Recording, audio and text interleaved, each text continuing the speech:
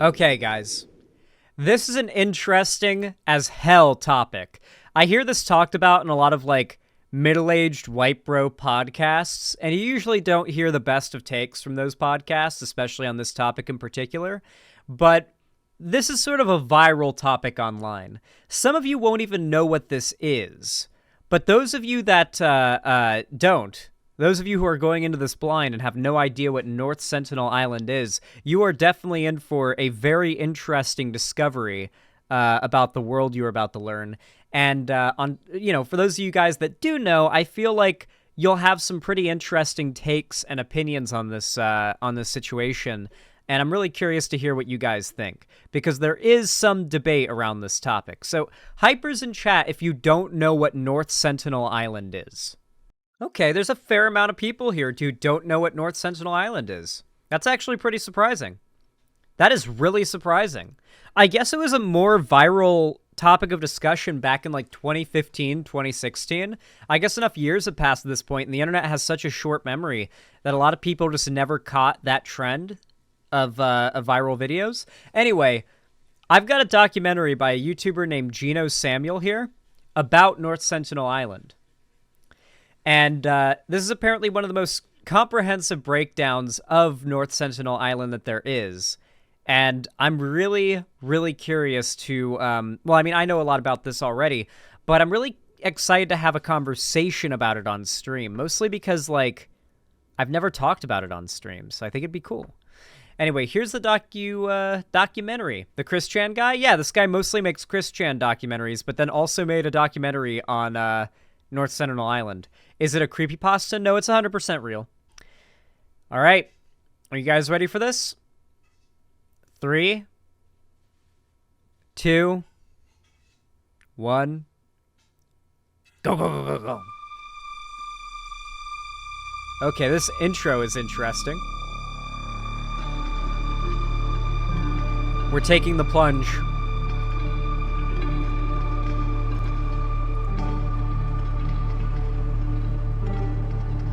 One could consider this knowledge a cognito hazard. North Sentinel Island has garnered an infamy worldwide for being home to one of the last uncontacted tribes in the world. A people who violently reject any outsiders, attacking or killing anyone who would come near their island. There were once efforts from the outside world to achieve peaceful relations, but these have since been ceased by the Indian government, the administrators of the island, for good reasons. The inhabitants of the island, the Sentinelese, remain almost as elusive and mysterious as when they were first discovered around 300 years ago.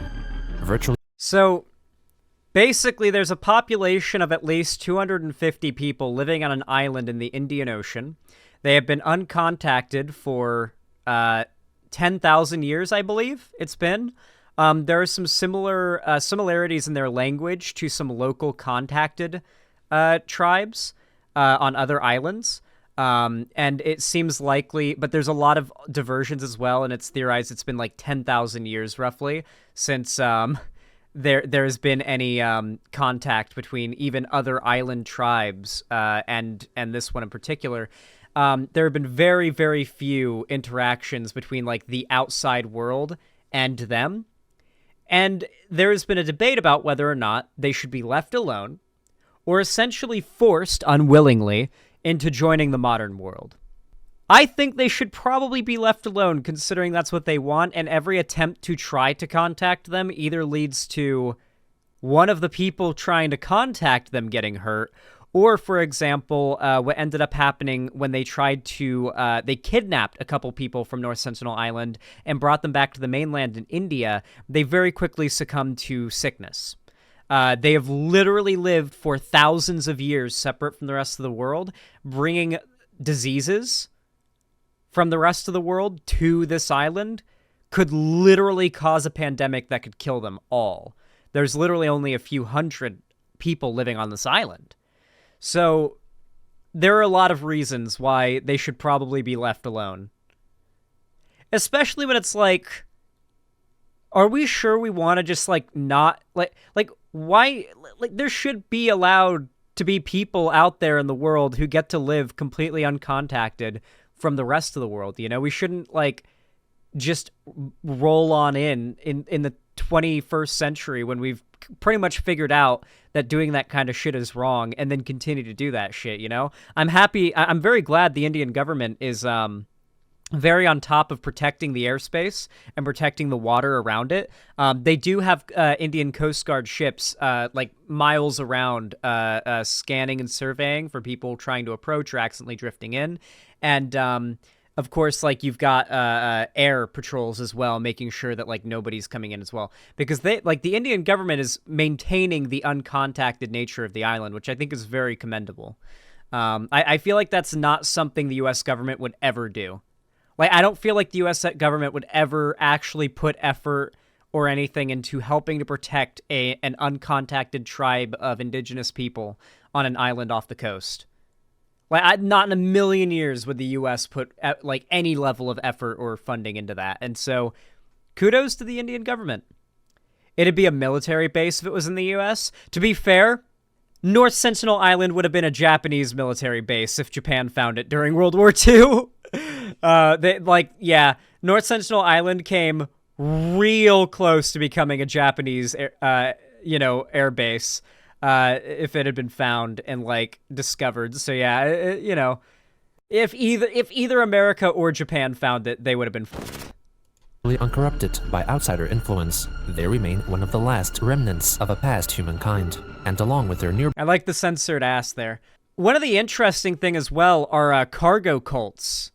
Yeah, Carl Marky Marks just brought that up. Cargo cults are really interesting. Back in World War II, you would have militaries from either Japan or, the Air Force from Japan or the Air Force from the U.S. would come down to an island and establish a temporary runway, and, they would even make air traffic control towers, and they would, have an air base there. And there would be, indigenous tribes living on those islands. We're talking about the Pacific Ocean here. They're just, tribes who have lived there for thousands of years uncontacted that just suddenly see planes land and start building up a goddamn Air Force base. And they're just like,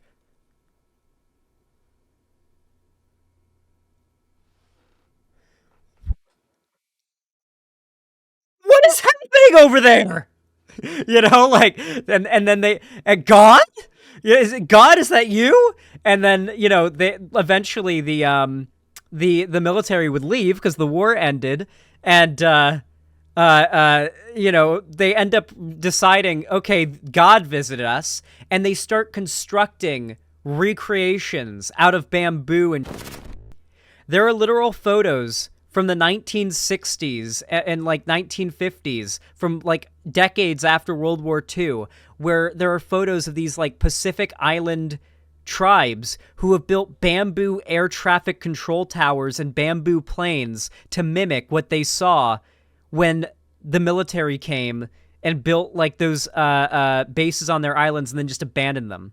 Especially because a lot of the cargo, a lot of food and stuff and tools were left behind. And so that is a big part of why these tribes saw them as being gods, because they had boxes of extremely good food and boxes of metal tools and guns and shit. So it was holy shit, we want them to come back. If we build this shit out of sticks and bamboo, maybe they'll return and bring more of their shit with them. I guess that was probably the mindset. By neighbors exemplify how damaging the modern way of life can be. Yeah, and they flew. There's very little footage of them.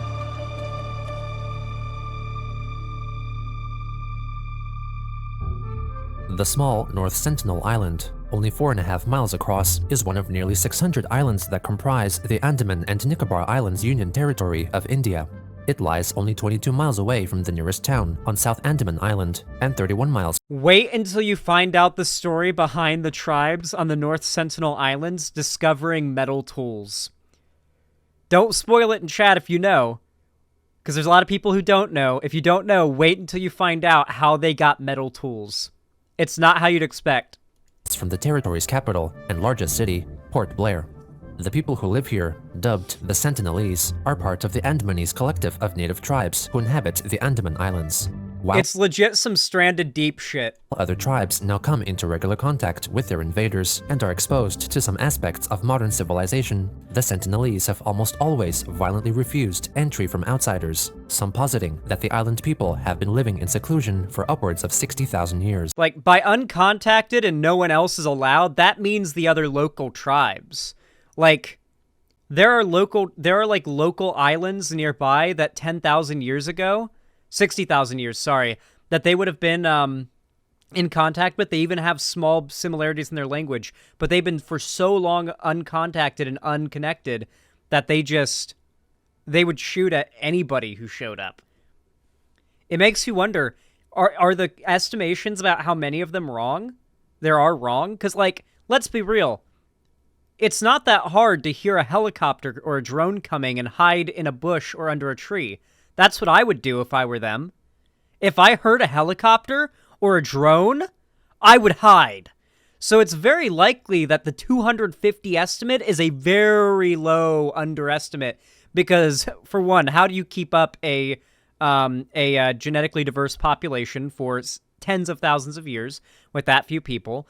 2, the island's fucking huge. And 3, they seem to always know when someone shows up. There's got to be a lot of people, like, in that tree line looking for things to show up. Because I'm not going to spoil much more, but people have showed up, and it didn't go well. So they are very much hostile to any outsiders trying to show up. The earliest references to the Andaman Islands date back Pretty to sure around they used the thermal 9th century cameras? ACE, and their inhabitants were said to have been a people to be feared. To be fair, though, they could have seen Predator. And what I mean by that is, they literally could have pulled a Predator. Pirates from Malaysia, Burma, and China are thought to have traveled to this region and may have even abducted Andamanese people to be used as slaves. Shipwrecks were not uncommon, as many Andamanese tribes, including the Sentinelese, learned to utilize iron salvaged from ships in their construction of spears and arrows. The Sentinelese have metal tools that they've salvaged from shipwrecks. Like it's Stranded Deep. They cold forge the metal that they rip off of shipwrecks that either crash onto or wash up on the island. They cold forge it, and that's how they've made their modern day metal tools. They've upped on the skill tree. In 1771, John Ritchie, a British surveyor working for the East India Company, was the first person to concretely detail the island, passing. Okay. How fucking dope would it be if we leave them alone forever and we just let them develop technology at their own pace and join the rest of the world when they're ready, you know? Like when they're just like, you know what? We've developed engines and we've developed diesel fuel from fermenting the methane from fermenting coconuts or something. And we can compress it down into a liquid fuel we can use to power engines for our boats. We are ready to conquer the world. And it's like some Attack on Titan shit. They head out and they find out, oh, the world is already quite conquered. By North Sentinel at night. From his ship, he witnessed a multitude of lights on the shore. That's the big worry, though. Climate change really does risk wiping the island off the map. There have been hurricanes that have nearly destroyed the island and were thought to have killed everybody before, but they survived against all odds. They've been there for tens of thousands of years, but there's not much you can do if the island just submerges. That would be a really bad case scenario, and at that point, I feel like the best thing that we could possibly do would be to try to, like, oh my god, he spoiled the ending for me, oh my fucking god. I'm sorry. Anyway, yeah, so basically, what we could do is, like, dredge up a reef, just off the coast, too far away for them to, like, do anything or to see it as a threat or destroy their their area, like the environment that they're in. Like, say half a mile off the coast, dredge up some sand and help build a shoal to keep storm waves from destroying the island. It's a temporary band-aid solution, but it'd be something that would stop a freak hurricane from literally leveling the island. and assumed that the island was well settled. Nothing more was recorded about the island for nearly 100 years, until 1867, when an Indian merchant ship, the Nineveh, was wrecked by a monsoon on the island's reef. All of the 106 passengers and You cannot take them to the mainland reasonably. They literally cannot be inoculated against the diseases of our world. They just can't be. And it's actually a really good display of how correct the War of the Worlds hypothesis of what would happen if aliens invaded is, because if humans that have lived on an island separated from us for tens of thousands of years literally die within weeks of coming into contact with us, what would happen if people from another planet or vice versa came to us? We would either get super sick or they would get super sick. They'd bring something to us or we'd bring something to them. Bro, it's more evidence to smallpox blankets. Yeah, the smallpox blankets thing was a more of a thing known for the Americas, but what happened here was just contact. We are riddled with parasites and diseases that over the course of tens of thousands of years, our immune systems have adapted and evolved to specifically fight off that shit. There are hundreds of parasites that your body gets infested with and you just slough off without even realizing it because your immune system's made for it. That's just how it works. The Sentinelese have not developed that ability. It'll just give them insane diarrhea and they'll die of dehydration. They just don't have the immune system development over the course of 10,000 years that we do to deal with new world diseases or old world diseases. I'm pretty sure Black Plague would be a problem for them. Well, obviously it'd be a problem for them, but even more European and Asian and African that old world viruses would be a problem for them because they've been completely disconnected. Yeah, you couldn't keep them in hazmat suits. We have to protect the island. We have to protect the island. That's the only place where they're safe. The crew managed to reach the beach safely and survived without incident for 2 days. It's just a very unique situation. On the morning of the third day, the Sentinelese all of a sudden came out of the dense forest and attacked them. The captain of the ship later reported. The savages were perfectly naked, with short hair and red-painted noses. Their arrows appeared to be tipped with iron. This is a couple hundred years ago. The passengers Pretty and crew unwoke. returned to the wrecked ship without harm, where they fended off the Sentinelese with sticks and stones. A British Royal Navy steamship soon arrived to rescue the castaways without further incident.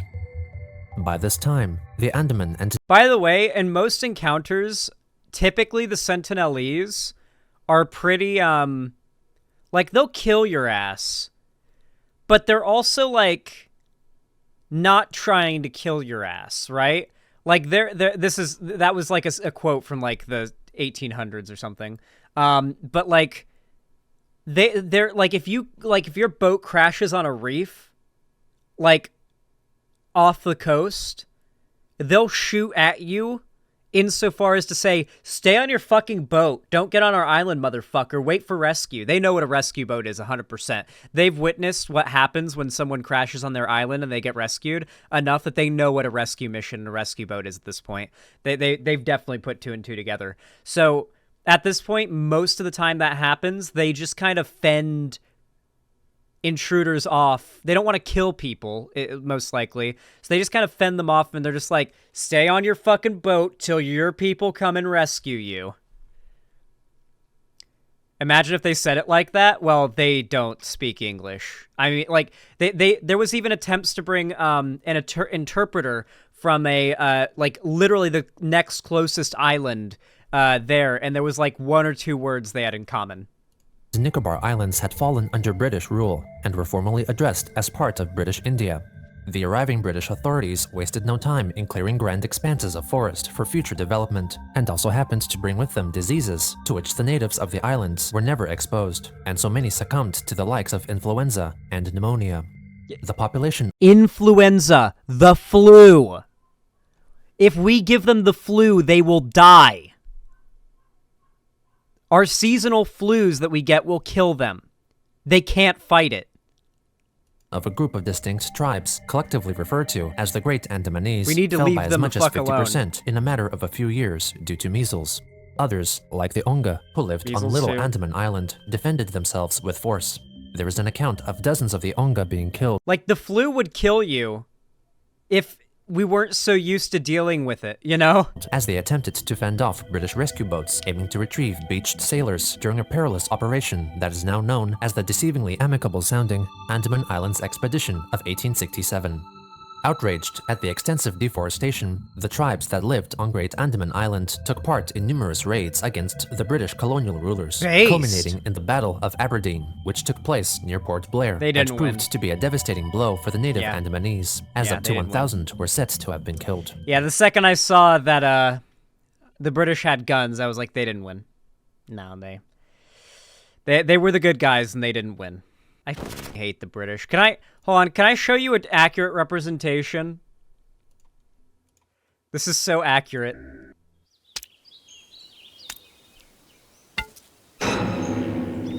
My word! An Indian! Say, I seem to be lost. I'm looking for the Taj Mahal, but I can't seem to find it. Crikey, sure is hot in India. Say, maybe you can tell me. What is that ball of fire in the sky? Sun? Sun. Interesting. Yes, how peculiar. I'm sure glad we don't have one of those in England.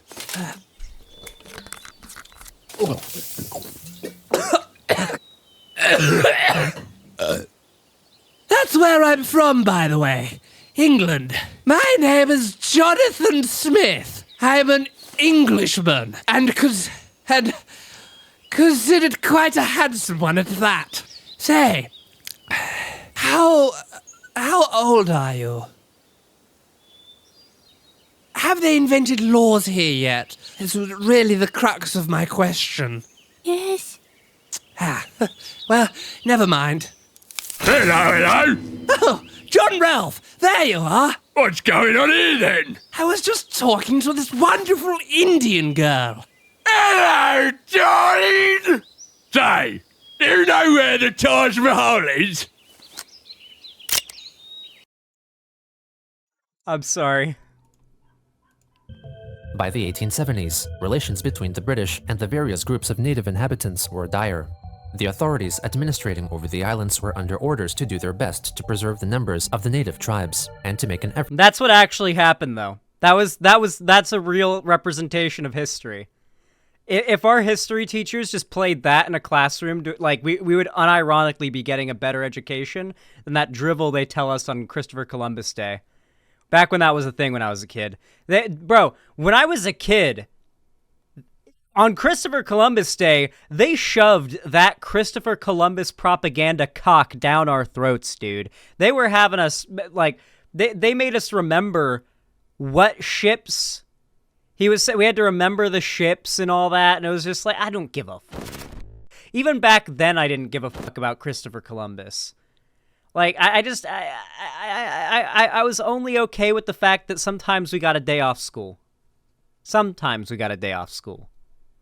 Effort at integrating them into British culture. Various young Andamanese were captured and forcefully placed into a number of so-called Andaman homes, which sought to re-educate all them good, Cherry. by means of teaching them the English language, ethics and etiquette, and the benefits of living under British rule. In addition, they were used as laborers in connection with farming and general assistance regarding the upkeep of the numerous penal colonies established on the islands. Penal. These homes were only minimally successful. Sorry.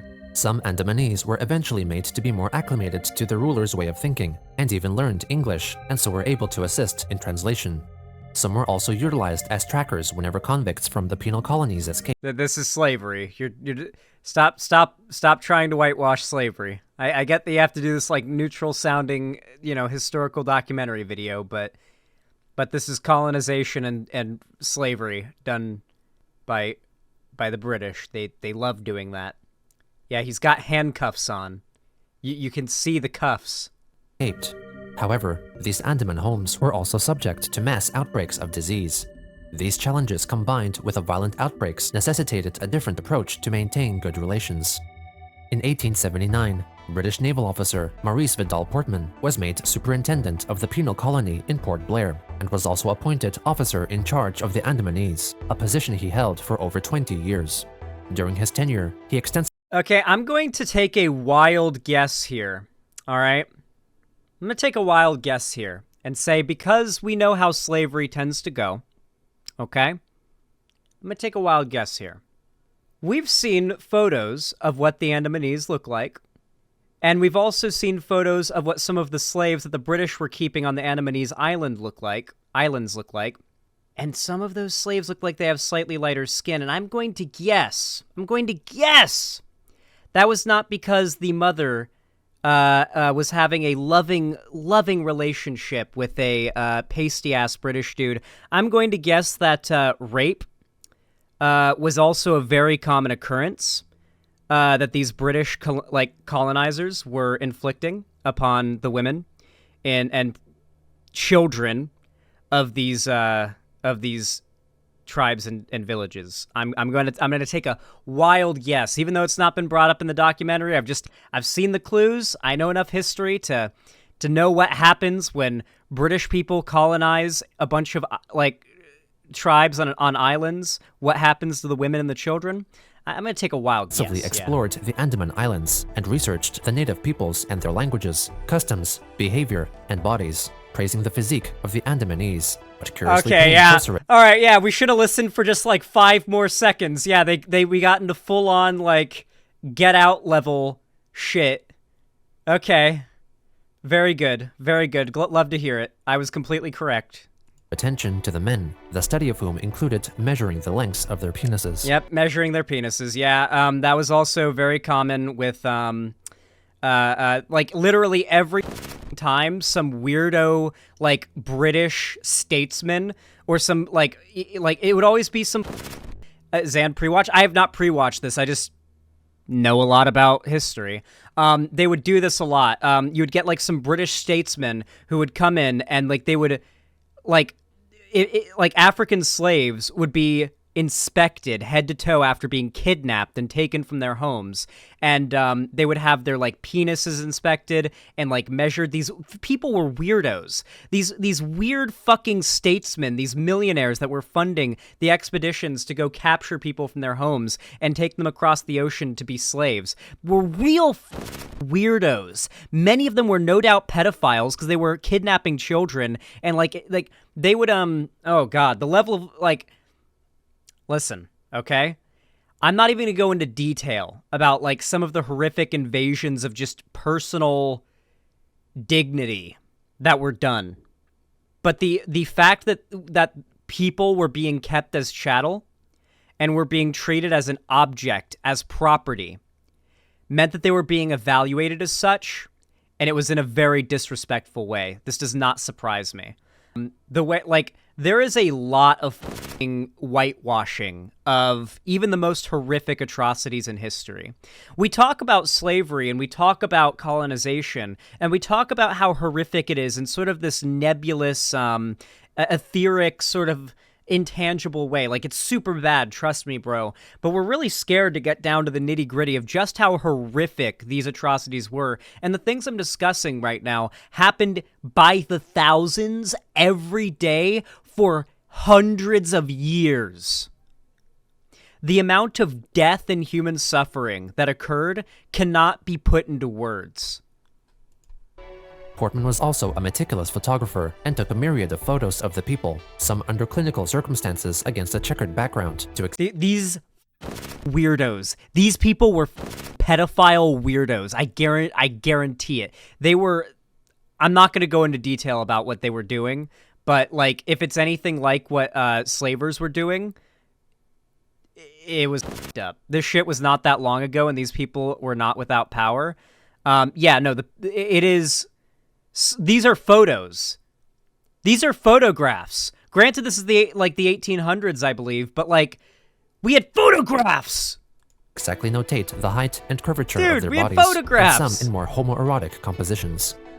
During his time in Port Blair, the British administrators began executing gift-giving missions, a means of making the Andamanese more at ease with their rulers by approaching their living spaces with the offer of gifts, such as exotic foods like coconuts. Portman took Bro, they... Ah, yes. We have spent the last 100 years enslaving you and your men and raping your women and children.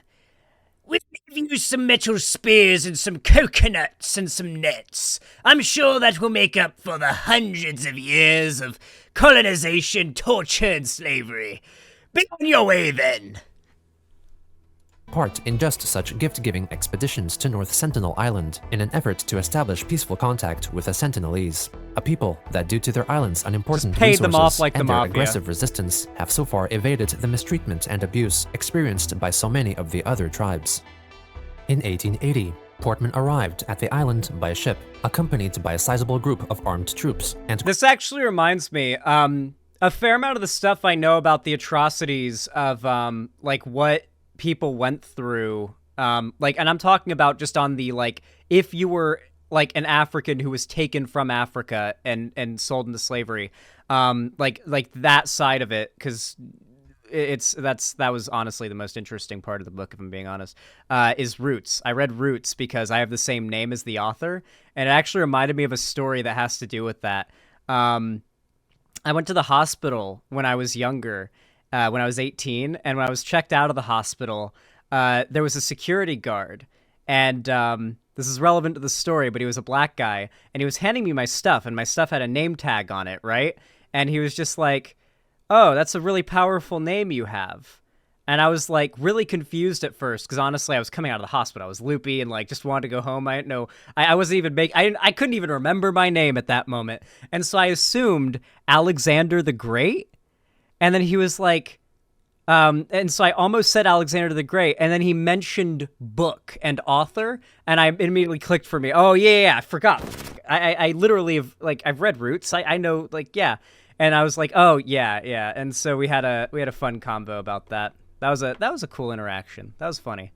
I've had funny interactions where people have assumed that I would not be white because of my name being Alex Haley. Yeah, that's funny as fuck. There's a dorm at my college named Alex Haley Hall. That's based as fuck. After the author, of course. No, after me. Great Andamanese trackers of the Akabea tribe with the aim of establishing friendly contact. No, but you actually should read Roots, even though it is not. It's not entire. It's fictional. It's historical fiction to an extent. There are some creative liberties taken, but overall the historical events are all like very sound. It's very well researched in a very good way of like getting like a.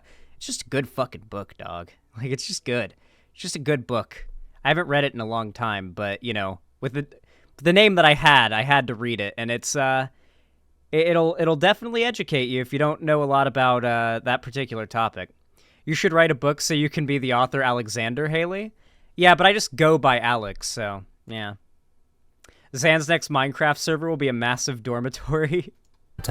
Interestingly, the tribesmen apparently had warned Portman of the islanders' violent disposition, indicating Don't that just perhaps watch the film people of adaptation. North Sentinel Island had entered seclusion much more recently than some may have thought before. The book actually like takes a break from telling a story to explain history. Like, at several points in the book, it stops being from the perspective of, there are several main characters. It stops being from the perspective of the, character who is currently being the main character at the given point in the book, and stops and, like, gives a blurb about, like, the historical context of what's occurring. So it's both a story of historical fiction and a history book. It's interesting. I highly recommend reading it or listening to it on an audiobook. I read it. I read that shit. I was 16 and I would just like, at the time I was super fucking grounded from video games. So all I could do was read. So I had a habit of just like waking up, making some morning oatmeal, cracking open Roots and just reading like 8 chapters a day. I burned through it pretty fast. The Kizzy story makes me cry. I mean, yeah, like when the story switches to Kizzy, it's like, wait, what? No, wait, what? What? Wait, are you serious? And it just,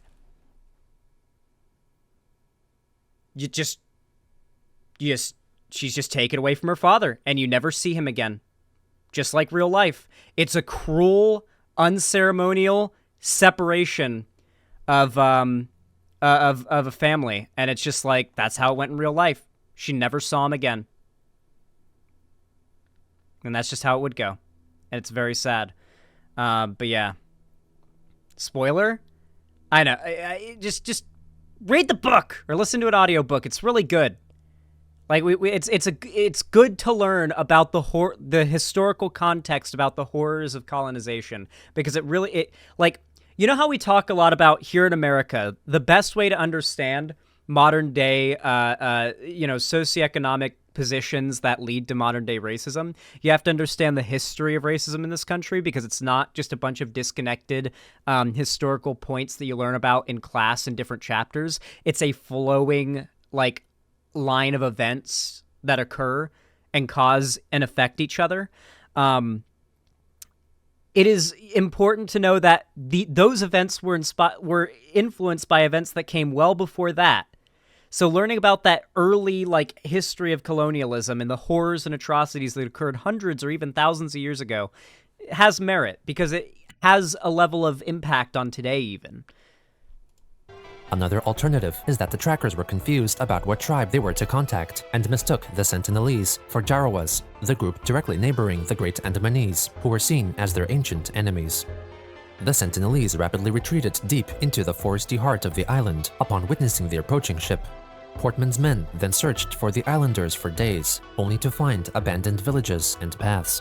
Portman resorted to taking photographs of the Great Andamanese tribesmen posing in mock situations, depicting how he imagined the people of North Sentinel Island cooked. Yep, so a lot of the black and white photos you'll see of the North Sentinelese, if they're not from the water looking at the coast, are actually tribes people from the Great Andaman Islands, or the Great Andaman Island, like the Great Island, that were just brought there and told to pose, and just told to the rest of the world, yeah, these are the North Sentinelese, believe me. And none of the rest of the world's going to question it, because especially at that time, the rest of the world was racist as fuck. Slept and looked out for enemies. He and his men eventually came across an elderly man and woman and 4 children. They captured the group of 6 and brought them by ship. We're about to hear, so this is the story that I referenced earlier about disease, so we're going to find out, this is why they can't be introduced to the rest of the world. To Port Blair, seemingly without struggle or protest. Portman noted that they had peculiarly idiotic facial expressions and ways of behaving. In Port Blair, all of the Sentinelese fell ill, and the elderly couple soon died. Portman then made the decision to quickly bring back the sick children to the island, along with a generous number of gifts. Terrible idea, by the way. Bring the children back to the island? Terrible idea. Those children were dead the second they got off the island onto their boat. Unfortunately, all they can do at that point is try their best to keep those kids alive with modern, or at the time, medicine, and just help them as best they can, with very little chance of the kids making it. Bringing them back just makes them into a potential disease vector. That was the worst fucking idea. God. No doubt the disease the children brought back with them must have spread to the other Sentinelese as well, but to what extent they were affected cannot be determined. Some cite this incident as the catalyst for the islanders' violent resistance against outsiders, though given the past records of their attacks, this claim is inaccurate, though it surely did not improve the Sentinelese's outlook of the outside world. In 1883, Portman briefly returned to the island upon hearing loud distant sounds of gunfire emanating from the waters, presuming that they were distress calls of a sinking ship. He landed on North Sentinel Island, but found no shipwrecks and no islanders either. He left gifts once more and retreated back to Port Blair. It was only later learned from telegram reports that the sounds of gunshots were in fact the explosive eruptions of the volcano Mount Krakatoa in Indonesia. Holy shit! Dude, that has got to be one of those, really weird and confusing things prior to instant communication. Like, a big volcano explodes somewhere on the planet, and, a quarter of the planet feels it, and it's just like, what the fuck was that? And they just don't know what that was unless word gets to them that, a couple months ago a volcano went off. Really? Was that what that was? Huh. I guess that explains why we can't see the sun right now. Not long after this point, interest in the island ceased, and further efforts to establish friendly communication was put on hold. Later in life, Portman said to the Royal Geographical Society in London that he deeply regretted making contact with the Andamanese, for the exposure to the British brought them nothing but harm, and it saddened him that such a pleasant race began to rapidly progress toward extinction. Do you think that was like him displaying genuine guilt? Do you think like later in his life and after witnessing like the outcomes of his actions, he realized like how horrific it was and was like, he was genuinely guilty? Because we're talking about a time when there was no woke points to, or like there were no points to be gained morally for like saying something like this. Like he wouldn't have really had much of a motivation to say that he regretted it. And all of his other like visits were to drop stuff off for them. Like he was definitely a weirdo creep. I like that makes you wonder. Like, do you think even back then there were people like who were doing this insane shit who just realized like, fuck, this is awful and I regret it? Yeah, there had to be. Like it's why I give so little credence to the people who try to say, well, you can't really blame insert historical figure for having owned slaves. It was the thing that everyone did at the time. It's like, no. I think that even back then, human moral consciousness would have said, this is another person that I'm, like, mistreating right now. Yeah. Yeah, like, John Brown figured it out. In 1896, the Sentinelese' secluded way of life was briefly interrupted once again. 3 Indian convicts escaped from the penal colony in Port Blair and made their way in a makeshift raft to any nearby island that would welcome them. 2 of the escapees drowned in the reefs which surrounded North Sentinel, while the 3rd reached the beach alive. Some days later, a search party landed on the island and found the convict dead on the beach, having been pierced by arrows numerous times. The authorities noted that they did not see any of the island's inhabitants. This was the last major interference from the outside world for the better part of half a century, as the Sentinel— The better outcome was drowning? Nah, I would die by, like, getting peppered with arrows by the North Sentinelese over drowning any day. Also, I couldn't drown. Like, I'm sorry, but, like, 1, I'm a very good swimmer, and 2, as a very good swimmer who's done so much swimming, I would never disrespect myself by dying by drowning, okay? I would never allow that to happen. Like, I would be in the water, and the sheer, like, hatred for that concept I have would give me more energy to keep swimming. I could tread water for days until I freeze to death. Or just, like, straight up run out of energy and just die from exhaustion. Like, I would, undercurrents, doesn't matter how good of a swimmer you are. I'm gonna be real. I've swam a lot in the ocean, and I've felt a lot of currents. I felt riptides, I felt undercurrents, I felt swells and waves. I've swam in 12-foot deep water off the coast of the Keys as an 8-year-old with my mom while there were water spouts actively around us. I'm not joking, by the way. There were water spouts around us. We were like a half mile away from a water spout just floating on some boogie boards like, Jesus Christ. You know, like, it was crazy. That was crazy. I don't remember much from my visit to the Keys at 8 years old, but I remember sitting in the water with my mom with like, and it was deep water too, and just looking out at those water spouts. Yeah, I've never had a problem with currents. That's the thing.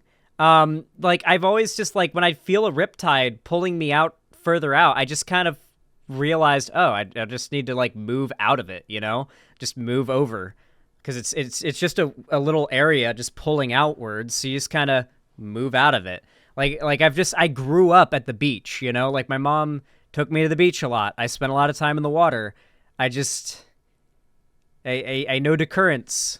It's just a Florida man thing. I will simply not drown. The real worry of drowning that I have is getting caught on something. That's something that you can't like get around, right? So like my mom rescued someone when she was a kid.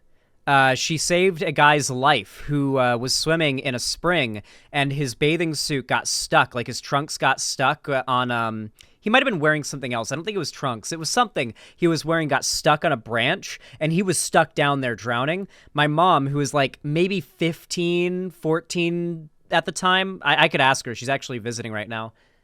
Hey, Mom? How old were you when you saved that guy from drowning? 13. She was 13 years old. She had to dive down and save this, like, grown man who was, like, stuck on the bottom of the pool, or on the bottom of the spring on a branch. So, like, water is in our fucking family, okay? We're good at that shit. Sentinelese carried on with their lives in their secluded world. The coral reef which surrounded them, in addition to the rough and unpredictable seas, was a known threat to local fishermen and any ships nearby, which proved to serve as a protective barrier for the islanders. This also may be a reason why they never strayed from their island. They built canoes that were quite similar to the ones used by the Onga group of natives, who predominantly inhabited the island of Little Andaman to the south of North Sentinel. Unlike the Onga, who traveled to other islands for fishing, the Sentinelese only rowed their boats in the shallow waters along their coast, propelling themselves with long poles pushed off the ground underwater. They are believed to hunt turtles in these waters, and are thought to largely sustain themselves on mollusks on the count of roasted shells spotted on their shores. Up until 1947, when India won independence from the British Commonwealth, the people of North Sentinel Island most likely lived undisturbed. In fact, the first census conducted by newly independent India failed to make mention of the Sentinelese altogether. It was only 5 years later, in 1956, that their presence was recognized, as the government officially declared the island a tribal reserve and forbade anyone from coming within 3 nautical miles. In 1956, India began their protection of this island. In 1956. Could you imagine, like, 2023 America doing something like this?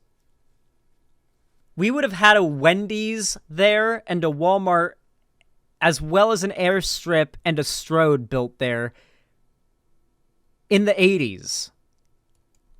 Armed patrol boats would on occasion visit the vicinity as an extra measure to prevent intrusions.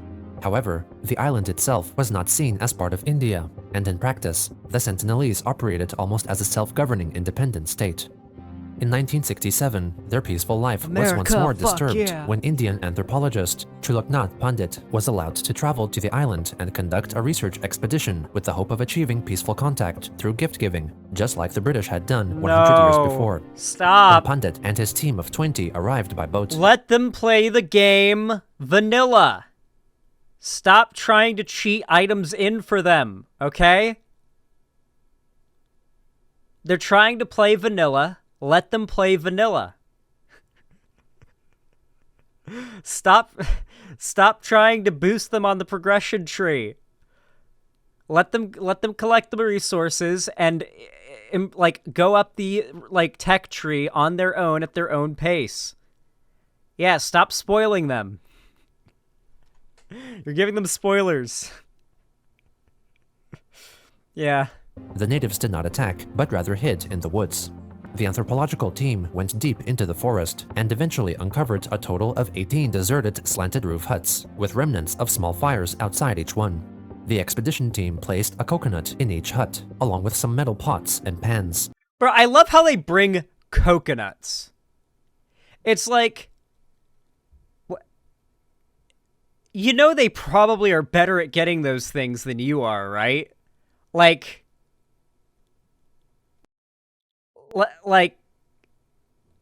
most people who've grown up around coconut palms know how to climb one.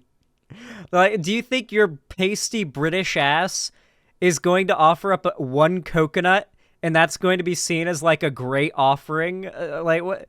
Bring like a slab of beef or something. Like, bring something special.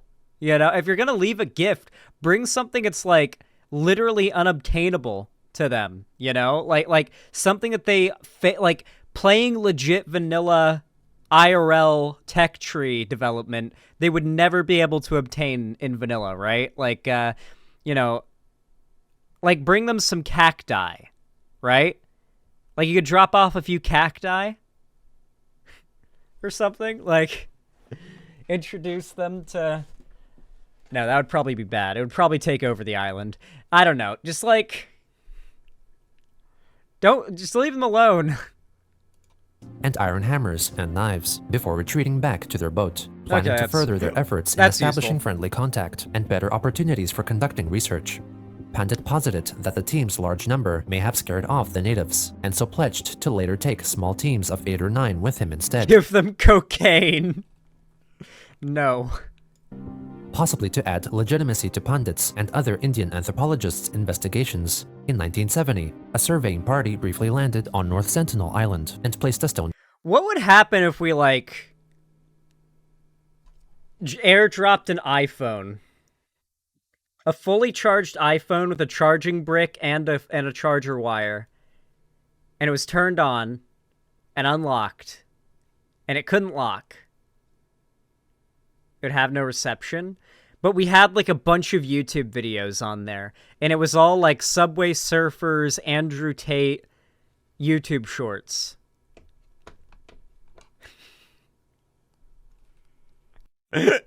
tablet on the beach, which declared that the island was now recognized as territory belonging to India. In They'd bury it. 1974, filmmaker Prem Vaidya, Fair. accompanied by Pandit and a team of filmographers and anthropologists, traveled to several of the Andaman Islands to document the natives who lived there. Their explorations formed the short-length documentary film Man in Search of Man. They managed to establish friendly relations Jesus. with the Onga and Jarawas, but failed to do so with the Sentinelese.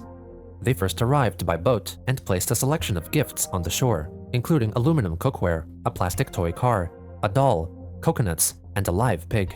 Then the crew retreated back to their boat and from a distance waited for the islanders to come out.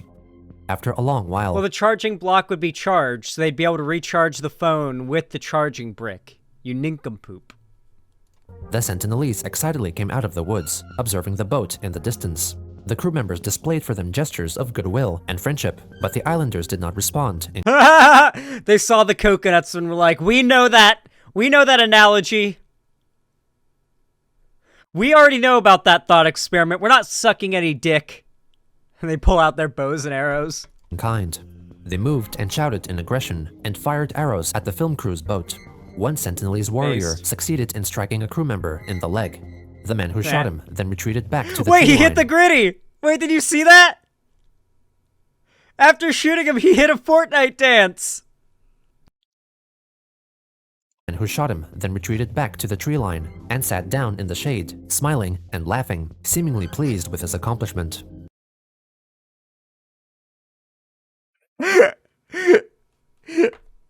Did you see that? I shot him in the knee! I used to be a colonizer like you, but then I took an arrow in the knee. The crew observed hit the that the gritty on him. Sentinelese were not fond of some of their gifts, as they speared the pig to death and later buried it in the sand, along with the doll. However, Yeah, they're like actively doing a display of like, we don't want your shit. Stop coming here and trying to give us shit. We don't want it. Poor pig. Yeah, the poor pig, but also like, for one, that pig was probably infested with disease and they knew it at that point. You know what happened last time a living thing was brought to their island? It caused a pandemic, no doubt. So they know that pig was probably a disease bomb, so they killed it on site and buried it to keep its disease from spreading. And they buried the dolls because they probably know fabric at that point contains... They probably figured out some level of germ theory. Like, it's not hard. Like, they've been there for tens of thousands of years. They probably have some level of germ theory understanding. So they've figured out, no doubt, that fabric things and animals, living things that come from the mainland or the outside world are a danger to them, and they need to bury it and quarantine it. So burying it in the sand is a good form of quarantine. they appeared to be interested in the cookware and took it back with them to the forest. The team then left, with little more understanding of the people of North Sentinel Island than before, other than that they probably did not appreciate pig. A similar occurrence befell another exploring team in 1975, when King Leopold III of Belgium was taken on tour of the Andaman Islands. Once his boat got close to the shores of North Sentinel, its inhabitants came out to express to them that their guests were unwelcome by shooting only they arrows in the landed boat's direction. a true Rather shot. than feeling any threat for his life, the king was overjoyed at the exchange, claiming course he it was the was. happiest day of his life. Of course he was. Throughout the 70s and 80s, Pandit and other anthropologists continued carrying out expeditionary missions to the islands, always delivering gifts, and always threatened with death if they came too close. He remarked them that before the alone. 1970s, the Jarowa tribe was held much in the same regard as the Sentinelese, mercilessly violent people who would never allow a visitor to leave alive. However, upon anthropologists making visits there in the early 70s, they were greeted with songs and dances, as the Jarowas welcomed and pleasantly examined their curious-looking guests. Pandit believed that consistent gift-giving missions were key in attaining a cordial relationship with the natives. It was also important that they respected the Sentinelese's boundaries, and so backed away when it was made clear. I just thought of a really fucked up joke, but it's more racist to white people, so I'm gonna go ahead and say it. The Andaman Islands tribes tend to be like really blown away at the unusual skin tone of the Indian people who arrive. I like to imagine if they saw like a white British person, they'd just be like, "Ah! I can't see! I'm blind! Oh my god! Cover that person up! Oh my god! Can I have some sunglasses or something? Jesus! I didn't know a person could... Is that a ghost? Are you a wraith?"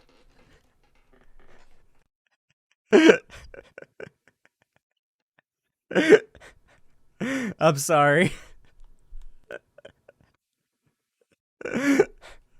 But that would actually be the correct reaction to seeing a white person for the first time. That they should travel no further, hoping that eventually they could come closer and closer to these mysterious people. In one trip, Pandit took with him two Ongamen in the hopes of establishing verbal communication, in a similar vein to Portman's past attempt, though by now, anthropologists believed that the Onga were more closely related to the Sentinelese than any other Andamanese group. The Onga tried to speak to the islanders on the beach via a megaphone, but mutual understanding evidently did not take place. It is not certain whether it was something the Sentinelese said, or the way they said it, but the shouts from the shore eventually prompted the Onga to retreat deeper into the boat, leaving them frightened, and they informed the team members that they thought the Sentinelese were a threatening and dangerous group. What did they pick up that they heard that we were like, yeah, we don't want to go near there? Because I feel like they already knew, yeah, the Sentinelese, they're known for, attacking people on sight. It's a pretty big thing. What did they hear that made them go, we're not going in there? I'm curious. July 1981, the freight ship Primrose, operated by 28 crewmen mostly hailing from China, was beached in the shallows of North Sentinel Island after it was violently pushed astray by monsoon. The captain determined that the ship was in no threat of sinking, so the men waited on board for rescue to arrive. After a short while, the men noticed figures in the distance appearing from the forests of the island. At first assuming it was a rescue team trying to reach them by boat, they soon realized that they were very wrong. It was the Sentinelese preparing their canoes to try and get to the Primrose about 1,000 feet away. They were also armed with bows and arrows and were firing at the freighter. Fortunately, the winds were strong and all arrows flying through the air were pushed far off course. Also, the sea was too rough for the Sentinelese to traverse through. The captain radioed Hong Kong, frantically pleading for an immediate airdrop of firearms for his crew to defend themselves as they were being attacked by the natives, and could not guarantee the lives of his men if the weather were to clear. The Indian Navy attempted a rescue by ship, but failed on the count of the treacherous waves. The Navy had no other ships or helicopters available in the vicinity, and by the time another could arrive to help the Primrose, it might have been too late. Instead, Robert Four and Vic Vierspa, helicopter pilots working for a private Indonesian aviation company, were asked to attempt the rescue mission as a friendly favor by the Indian Naval District Commander. The pilots set out on August 2nd, and by the time they got to North Sentinel Island, the winds and strong waves were still relentless. The pilots observed that the ship was around 300 feet from the coast, and as long as the weather persisted, the ship's crew ought to remain safe. Struggling against the rough weather, the helicopter landed on the Primrose in heavy crosswinds. After setting down, the pilots assessed that they had only 2 feet of clearance between the aircraft's main propeller and the ship's loading cranes on either side. The entire crew of the Primrose were flown to safety over 3 separate trips to Port Blair. And throughout this whole operation, the Sentinelese were nowhere to be seen. The Primrose, for the moment, was left behind on the shores of the island. Throughout the 1980s, gift-giving missions continued, with the confident hope that the people of North Sentinel Island would eventually warm up to their visitors, just like the Onga, the Jarowas, and the Great Andamanese had. Evidence of progress, though, mostly eluded the expeditionary teams. Pandit observed that on one occasion, the Sentinelese on the beach expressed their opinions of the anthropologists by turning their backs Imagine if they climbed up the boat at night. That would have gone hard as fuck. to the boat and It would've been a assuming way a cooler defecating story. posture, letting Pandit know very clearly what the natives thought of his team. Another time, the Sentinelese men greeted his team's boat with hostility from the shore, when suddenly, a woman came out of the trees and engaged in an embrace with one of the warriors. Other women soon joined her, each one choosing a man to pair off with. The embraces grew in passion as the proceedings soon developed into a veritable orgy. The couples gradually retreated back into the forest, leaving only a few lone sentinels guarding their island from the beach. The reasoning for this event is uncertain, but could have been an instinctual effort by the women to calm down their angry warrior partners.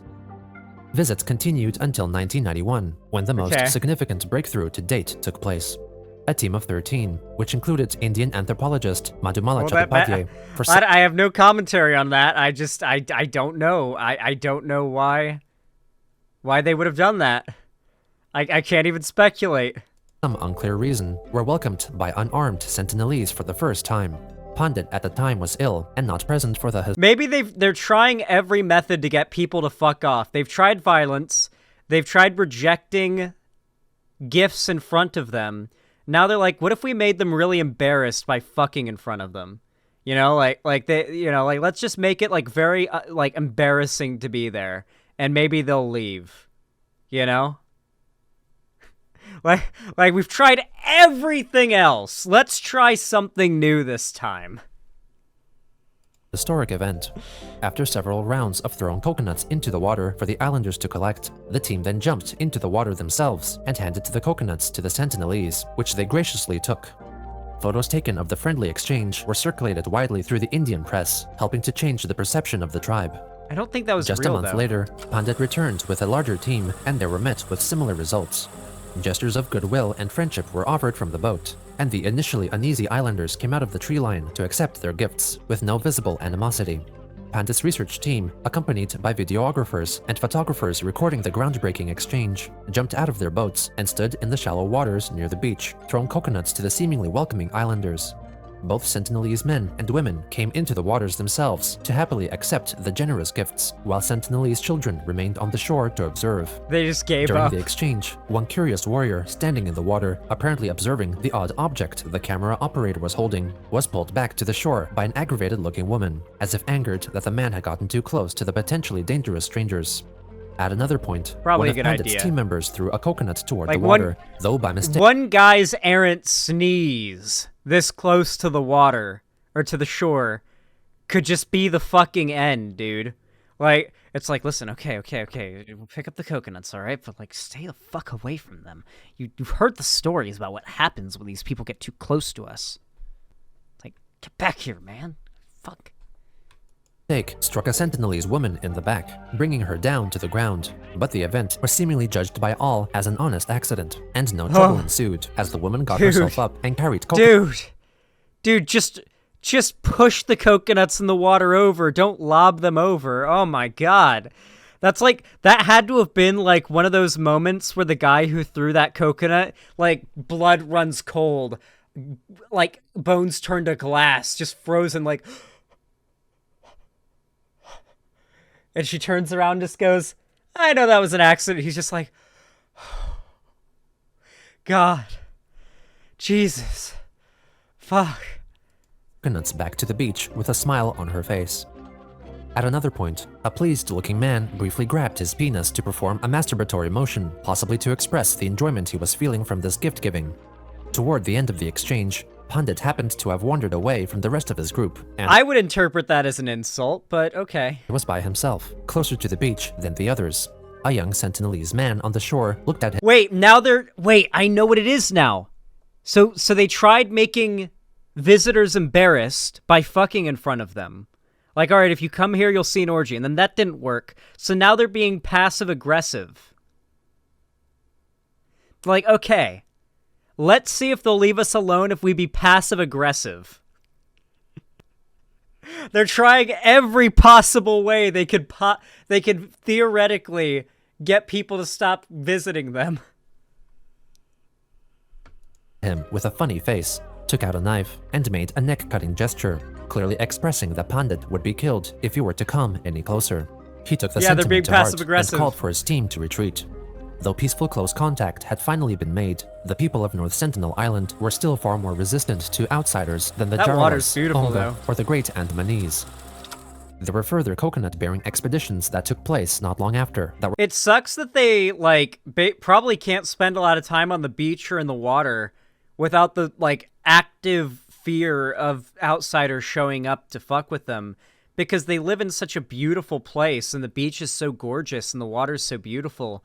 Like I feel like they'd be having daily beach parties if they weren't, no doubt, constantly worried about being seen from the shore. were similarly welcoming. Pandit retired in 1992, extremely pleased with the rewarding progress in friendly relations that he greatly helped cultivate. Whatever compelled the Sentinelese to become far less aggressive appeared to have been somewhat of a policy change within their community that was experienced by others outside of the anthropological teams. In that same year, a salvaging team was sent to Yeah, violence didn't work. Let's try being really weird and hope that works. the island to dismantle and bring back any part of the Primrose shipwreck that remained above the waterline. 2 days after the team began cutting up what remained of the ship, curious Sentinelese men in canoes made their approach. They were then put at ease by the salvage team with offerings The fact that it's always seems in these photos and these stories seems to be some like white dude coming and trying to make contact with the Sentinelese. What is it about this? Is what I call like this is like a correct application of the term like white audacity. Okay, the idea that these like wealthy white dudes have this like inherent belief in themselves that they have the right, they are entitled to go and like contact this uncontacted tribe and drag them unwillingly into the modern world. It's this bizarre narcissism, you know, like, and I feel like that term applies very accurately to these people that just keep on visiting the island and trying to like super, I guess, white saviory, bring in, caucasity's the term, like bring in, like, oh yeah, we're gonna give you gifts until you accept us, and then you're gonna show us your way of life. It's like, fuck right off. of bananas. Over the next Stop trying to buy their affection like one would an animal. They're people. They're smart enough to know what you're trying to do. Like, it's literally like trying to disarm an animal is what they're treating them like. Like, yeah, let's give them like toys and trinkets and food, and maybe it'll like be friendly towards us. No, those are people over there. They can reason out what your motivations might be, dude. It's racist just the fact that you think that you're going to be able to buy their trust in this way, like one would like a dog. next 18 months, as salvage work continued, the islanders made periodic returns to the wreck, climbing aboard and making close contact with the team members as they examined the metal scraps that were being cut up. The Sentinelese were offered long iron rods, but they seemed to be more interested in receiving flat strips. They did Easier not to attack cold the salvage forge. team and were significantly startled by their welding torch every time they came aboard. Upon finishing the salvage, the people of North Sentinel Island were left alone with no violent incident, as peaceful relations seemed to be within reach. Outside nice of at North least. Sentinel Island, the other native tribes of the Andaman Islands continued to come into closer and closer contact with the Indian settlers, almost always with negative outcomes. Ted The Cruz's great dad killed Andamanese, who used to JFK. belong to various I don't think tribes of that's true, distinct culture but I'm and gonna choose language, to believe have been it's nearly true. wiped out. A people who used to number in the thousands have now been reduced to a population of less than 60. Furthermore, those who identify themselves as Great Andamanese have largely assimilated and mostly speak Hindi, and are not fluent in any Andamanese language. In addition, a large percentage are of mixed ancestry and have Burmese and Indian descendants. Some of the Great Andamanese practice agriculture, while some others hold positions in local government. Until That's the cool. 1940s, the Onga were the only inhabitants of Little Andaman Island until their home was encroached by settlers from India, Bangladesh, and the Nicobar Islands. The Onga people's freedom was truly taken away in 1976, when they were forcibly resettled into small reserves, where they had to live in more modern housing facilities in an apparent attempt to ensure proper hygiene, healthcare, and resistance against the elements. The Onga still continue to hunt and forage for food in what's left of the surrounding forests, most of which have been completely cleared. They are thus reliant on the Andamanese government for many supplies, such as rice and lentils. In spite of all the assistance they receive in terms of healthcare and diet, the Onga are in noticeably poorer condition than before their resettlement, and their population Because you've destroyed, like, literally, the governments of the outside world have destroyed their hunting ground and where they used to live, and so they're like, yeah, if you destroy... Okay, so I don't know if you guys are aware of this, but like, there's a lot that goes into the health of human beings that relies on your diet. It's surprisingly deep. For example, humans had pretty straight teeth before the development of modern dentistry. Braces were, generally speaking, not that necessary. Like, people generally had fairly straight teeth back in, like, medieval times and stuff, which would surprise you, because, like, why? Why would they have straight teeth? Especially, like, ancient humans had surprisingly straight teeth. And the reason for that, at least that's estimated, is that chewing hard things throughout your life actually strengthens your gums and your jaw and your teeth and helps to keep them straight and in the proper, like, position for optimal chewing. Use of them for, and because we eat so much soft stuff now, we're, like, back then we literally, like, did not have much in the way of, like, soft food. But nowadays, like, everything's so soft that we aren't really working out our jaws and our gums and our teeth as much, and so they're a lot more vulnerable to being overworked and hurt when we do get into situations where they need to be used. So, like, it could be down to, like, this tribe's had their hunting ground taken away, and now, like, their diets have been fucked up, so that causes their teeth, like, this is someone getting their teeth looked at, that causes their dental health to go down the drain. They'd lose a lot of weight, which would cause tons of other issues. Dehydration could be an issue if they don't have access to clean water, and that can kill you in the matter of days, or just if you don't have access to enough water, just really deplete your health over a long period of time. Yeah. It's crazy. The amount of, like, cascading issues. Like, this is the kind of stuff that, like, I do think we need to learn about, because these issues persist to this day. There are populations of people in this world who, like, 60 years ago were living perfectly happy lives as nomadic, like, uncontacted tribes, you know, out in the middle of, like, nowhere, with untouched environments, untouched habitats to hunt and live and survive in, that have now been destroyed, and they've been relocated to areas where there's nothing for them there. They're basically just left in poverty and have no access to, like, any realistic way of, like, achieving a quality of life that they once had, right? It's a big issue. And they don't have access to modern luxuries either. They're stuck in this, like, middle ground. Continues to dwindle. The Jarawa tribe perhaps suffer the worst fate out of all the surviving tribes. In 1990, a similar resettlement plan as that of the Onga was announced, which would have moved the Jarawa people into 2 small villages and forced...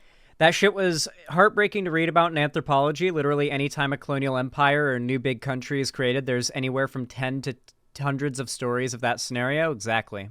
Them every into time. A diet reliant on fishery, with their established culture of hunting and foraging reduced to a quote-unquote sporting activity. They were to be even provided with designated clothing to wear to make them look more modernized. The Jarawa resettlement plan went through a period of lengthy debate and criticism, with one Indian lawyer defending the plan by stating, to this day. Colonialism has not and stopped. They are not civilized. After fierce campaigning and debating, the resettlement plan was abandoned in the early 2000s, but the Jarawa's troubles were far from over. National Highway 4, also known as the Andaman Trunk Road, is a highway that stretches over 200 miles, connecting Port Blair on South Andaman Island to Diglipur on North Andaman Island, running through all major towns along its route. The road also cuts through the territory populated by the Jarawas. Though there are laws in place to stop people traveling through from coming in contact with the natives, there are tourism companies. All right, as horrific as it is, this would probably be one of the most beautiful highways to drive down in the entire world. I mean, to be fair, that is the highway. It's a one-lane road. But That's got to be one of the most beautiful highways to drive down in existence. Like all things aside, like to be able to walk down that highway or like drive down it would be pretty beautiful. USA brained? I am pretty USA brained. That precisely advertise such a journey, akin to a human safari. The Andaman Trunk Road subjects the Jaroas to conflicts from poachers who take their resources, and visits from locals and tourists alike who tempt them with cigarettes, alcohol, and sexually assault their women. Bro, they don't even need the CIA. Adding to the increased accounts of native people falling gravely ill after being exposed to diseases for which they have no immunity, government-supported gift-giving missions were put to The people going through on tourism, like, got them addicted to fucking alcohol and drugs, and of course engaged in like crime against them. They probably robbed them too, among among the rapes and sexual assaults. Like, Jesus. See, it's important to learn about this shit. As a lefty, it is your job to fill your brain with knowledge about as many atrocities against human life as physically possible. To a complete stop by the late 1990s. This included ceasing all contact with the people of North Sentinel Island. Though the change was understandable and in their best interest, it is quite possible that the Sentinelese may have been surprised and confused by the sudden stop in visitors, especially when outsiders seemed to have been increasingly becoming more trusted. This new no-contact policy perhaps contributed to a return of hostilities against all visitors. Interesting. So for a brief time, they were friendly to visitors, and they kind of softened up. But then they enforced a no-contact policy again, and now when visitors come by, they get attacked. So it's back to business as usual. Huh. I didn't know that there was a period where, like, full-on, the Sentinelese were somewhat amenable to people visiting, as long as they didn't enter, like, the island. Obviously, you couldn't go on the island, but you could kind of get up on the shore.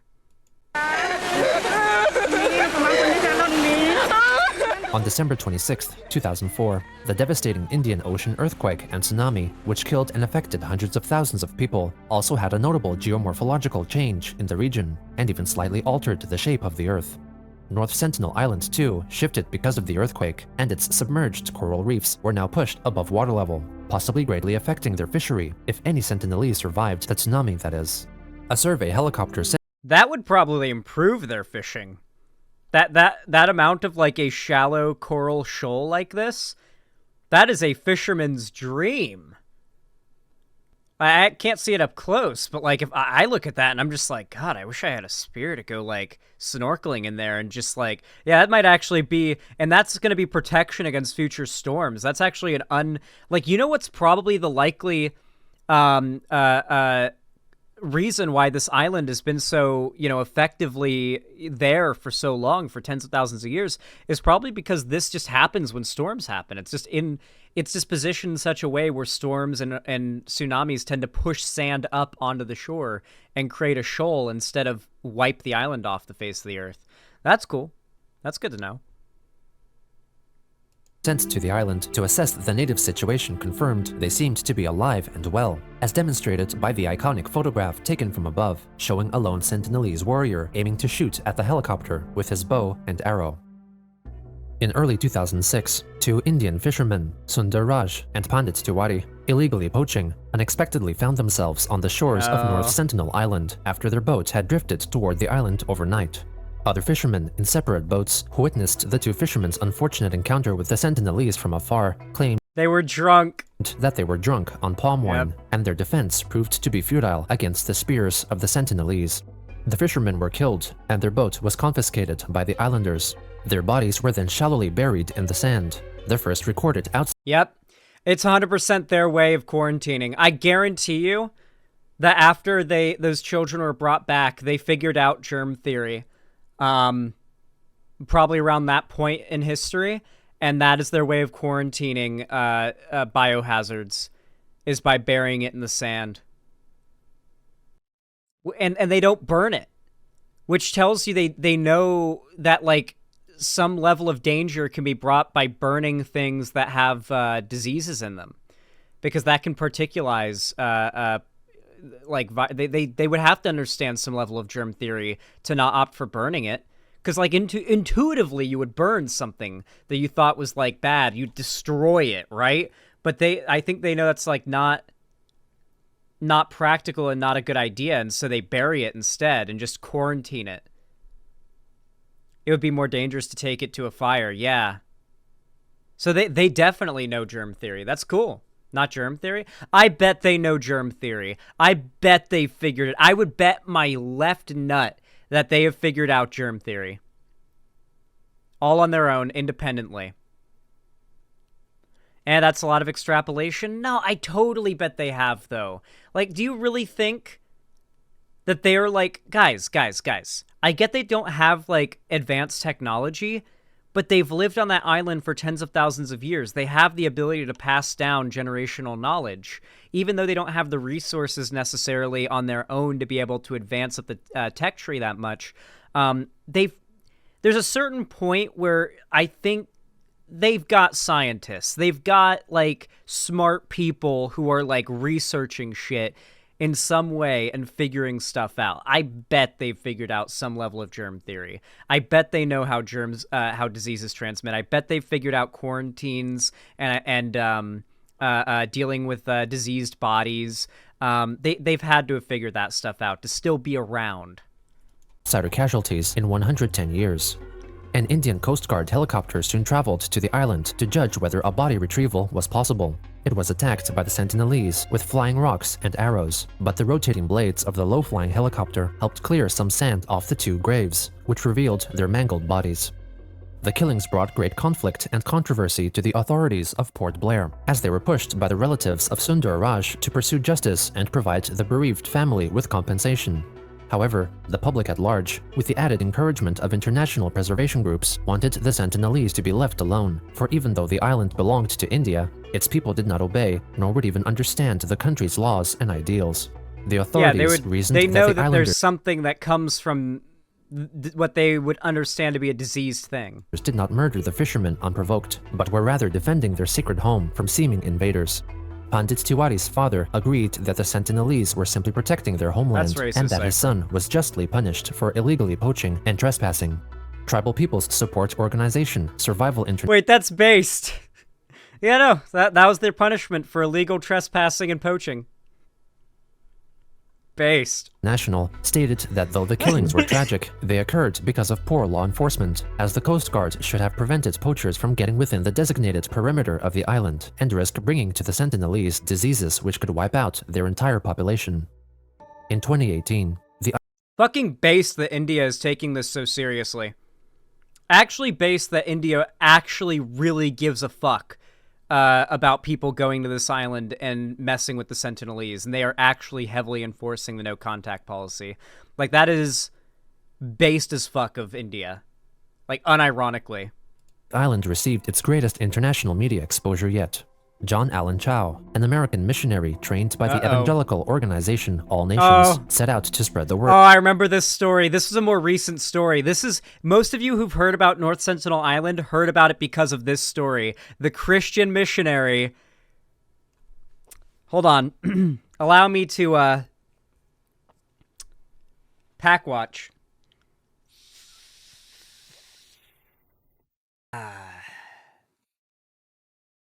Of Christianity to the Sentinelese. After taking part in trips to South Africa, Mexico, and Kurdistan, he settled in a Port Blair safe house in preparation for attempting to introduce to the islanders the good word of the Lord in the interest of their eternal lives, for he felt that the island was Satan's last stronghold. Chow had trained with All Nations for such an encounter. I'm so glad. In Minecraft, never mind. Listen, Karma. All I'm saying is, some stories have poetic justice endings, okay? Someone who calls that island the last bastion of Satan dying. Spoiler alert, yeah, he fucking dies. They kill him. Oh, so happy. Such a poetically just ending. Wherein other missionaries roleplayed as hostile natives in a mock village wielding fake spears. He even acknowledged the possibility that he may be killed for his efforts, but wrote in his diary that God should not be angry at the islanders if they did so. In November 2018, Chow launched his first trip to North Sentinel Island with the help of some Christian fishermen who he paid over $300 to illegally take him within around 2,000 feet from the shore. Fucking insane, that is how cheap it is to get smuggled on that island. Despite warnings from the fishermen, Chow elected to get even closer by himself in a kayak, dressed only in his underwear, believing that it might make the islanders feel more at ease.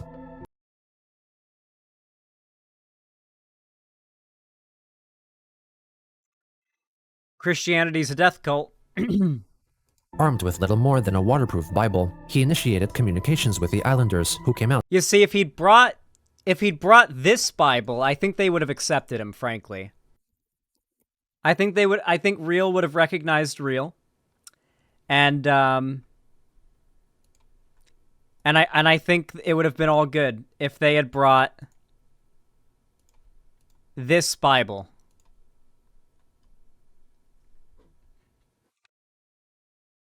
I plan to buy the entire collection of Minecraft Bibles. Like the Bibles, but told like it's Minecraft and Minecraft illustration. I plan to have a whole shelf of like Minecraft-themed Christian propaganda for the meme. I cannot wait. I absolutely cannot wait. It goes so fucking hard, dude.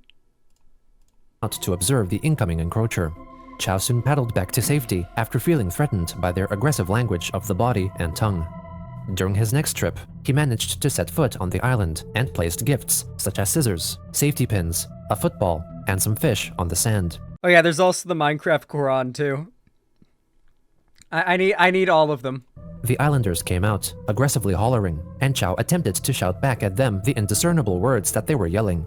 His repetition of what was likely to have been insults directed at himself drew a laugh from the Sentinelese. He then tried singing Christian songs for them, preached some passages from the Bible, and attempted to communicate by speaking Xhosa, one of the main languages of South Africa.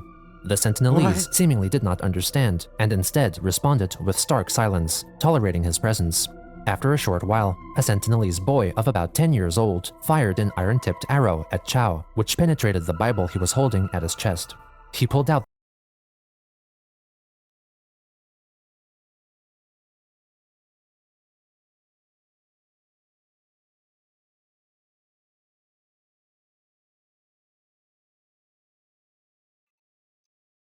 They lured him in and entertained his bullshit so that the little kid could line up his shot. They're like, okay, this is gonna be like shooting fish in a barrel, buddy. All right, we're gonna get him nice and distracted, get him talking about his stupid Christian bullshit, and then you go ahead and loose your arrow right into his heart, okay? You should do it when he puts the Bible up to his chest. That'd be funny as fuck.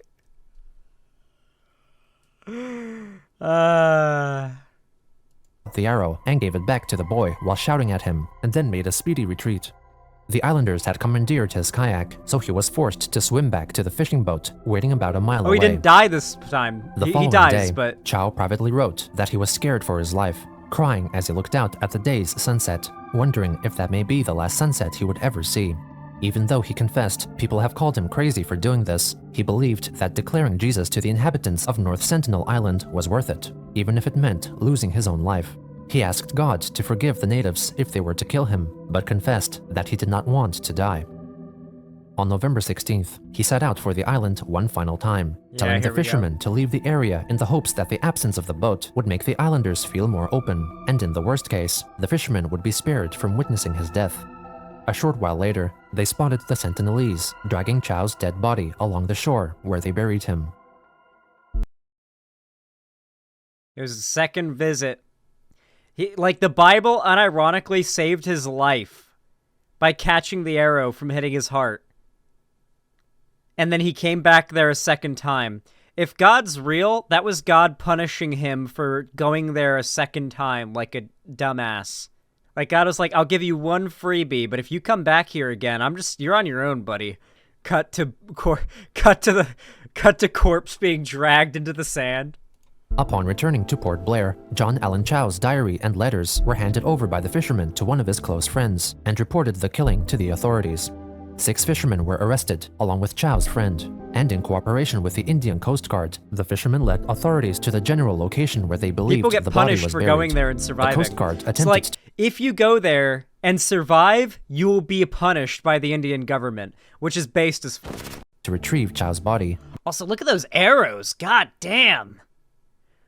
Like, they've got long arrows with, like, really well-made tips that are on, like, back slings. Like, slings over the their waist, the back of their waist. And they, like, they carry what it like 3 or 4 at a time, it seems. It's so cool. I don't know. I really appreciate that kind of way of carrying around arrows. It's cool, and it seems really practical to just pull a arrow out of the loop from the back of your like, belt. And you know, prime it. I just think it looks cool. But tensions quickly And they're massive arrows. They're almost as long as he is. escalated between them and the Sentinelese, so the Coast Guard retreated before anyone was harmed. Chow's body remained That's true. on the island. Wait, yeah, you're completely right, Apillo. Whatever they're shooting with those things must be big. They must have deer or boar or something on that island that they're taking down, because those arrows aren't made for people. Fish? Oh, they could be. Yeah, they're for fishing. You want a long arrow for piercing into the water to get at fish. So it's probably for shooting fish. That makes sense. Yeah, they're hunting. They're fishing bows. You're completely right. Survival International stated that any attempt to bring back Chow's body should not be considered, as it may bring to the islanders great harm in the form of diseases, and also had the chance of escalating to a point that the Sentinelese would feel they would have to defend themselves by harming or killing members of the Coast Guard. A murder case was registered, but was deemed impossible to close given the nature of the I love this shot of him hitting the gritty. It's so good. perpetrators. John Chow's parents did not blame the Sentinelese for his death, and instead, One thing I do wonder is, how many people do they think there are in the world, or that exist? Like, do you think they could conceive of the idea that they are currently a viral topic on the internet that tens of millions of people are actively, like, hyperfixated on? That's gotta be, like, an insane revelation introduced to any person. laid the blame on evangelical culture and the All Nations Missionary Organization, whose public opinion was that John was a martyr who died out of love for God. Pundit They could yeah, they definitely could consider the evil outsiders are obsessed with them. That makes sense. But, like, the idea that there's billions of people, like, I need you to understand the idea of only ever having seen maybe 200 other people in your life, and then, like, conceiving of there being billions of people in existence out there in the world. Like, that would be horrifying to me. It'd be like if we found out that there were trillions of aliens out there, and they all had varying positions on our right to exist. It stated that John Chow was foolish to have gone to the island and paid the most steep price. He detailed that an eventual retrieval of the body was possible, though it would take some time and involve constant surveillance of the island at close distances. Ultimately, his body and those of the 2 fishermen killed years before likely still remain on North Sentinel Island. Combating mainstream media's stance of a violent Stone Age tribe, Pandit argued that the Sentinelese were in general a peace-loving people, and that anyone attempting do not slander the Sentinelese. They are Steel Age. They've got steel from the shipwrecks that they've scavenged. They are using steel tools, and they are cold forging. That makes them Steel Age. Thank you. to make contact were the true aggressors. The government, if it is possible, they should devise the ways and means, police, etc., without causing any violence on either side. If it is not possible, let it be. More violence cannot be generated on this. For those that don't know what cold forging is, it's when you take a piece of metal and you hit it with like, it could be another piece of metal. They're probably using like solid rocks, and you hammer it out like you would with hot metal. It's a lot harder, but it can still be done with enough time and precision, and you can sharpen out and dent in you can dent a piece of metal into a really good arrow tip. Just a piece of scrap metal, and that's what they're doing. It's cold forging. Incident. We are a highly privileged nation to have such people living in our country, and we should not take any measures to harm their interests. The islanders only defended their homeland from outside influence and threat, which seemed to be a wise policy. Considering the conditions of the neighboring tribes, it appears that the Sentinelese may actually be living in a better state. During the tsunami of 2004, you look at literally every other tribe in that like part of the world, and they're all right now by contact. Leaving them alone is the best thing we can possibly do. They have lived in perfect equilibrium with their like area on that island for tens of thousands of years. Leave them the fuck alone. We need to go full Star Trek, all right? We need to go full Star Trek, and Picard needs to be there like, no, we cannot interfere with the evolution of this society. It is against the Prime Directive. Onga saw the recession in the waters of the coast and made a quick retreat further inland. Their purpose-built housing was destroyed by the oncoming waves, but as a consequence, they ended up re-establishing a more traditional hunter-gatherer lifestyle in the forest, though the influence of the modern world continues to leave its damaging mark on them. Their population has greatly declined due to the introduction of a modern diet, and many tribespeople developed. I swear I didn't pre-watch this, but isn't it hilarious how I talked about how dependent humans are on a certain, like, useness to a diet, and when you take a group of people who have survived on hunting and gathering for tens of thousands of years and then force them to live on a modern diet, on like take away their hunting grounds and then like take away their ability to deal with like waste and other things that they've done for tens of thousands of years on their own completely fine, and force them into modern housing without like any of the modern luxuries and amenities that you need to make that work. Developed damaging cravings for tobacco and alcohol. In 2008, and they got introduced to drugs and alcohol too by the people that were touring through the highway. A group of Onga found a crate washed ashore that contained what they thought was alcohol, and so drank it. The liquid was identified by some as having been methanol, and as a result, 8 Onga men died, and a further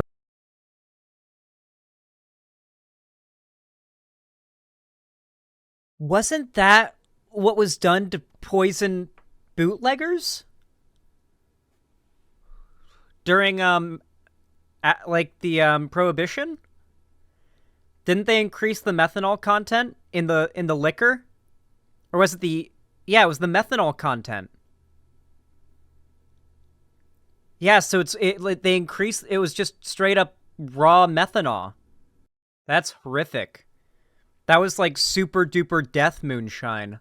Further 15 were hospitalized. For a people with a population of only 100, this event was a catastrophe. The Jawas, even though their reserve is being protected by the Indian... For those that don't know, when you drink alcohol, what you're actually drinking, like the good part that doesn't make you like die or whatever, well, it will make you die, but you know, slow, is actually ethanol. The ethanol is the alcohol that you're drinking. But when you distill liquors, let's say you're making brandy, for example, like a very, very strong brandy, you would take some wine and you would condense it, you would distill it by evaporating out the water and whatnot, and reducing it down to a much more condensed state. And what you have to do then is cut off the head of the of what comes out of that, because the head, what sinks to the bottom is almost pure methanol, and you have to get rid of the methanol. The thing that makes moonshiners go blind and get alcohol poisoning is the methanol that they don't cut the head off of properly when they're brewing their condensed alcohol. There's also the tail at the end.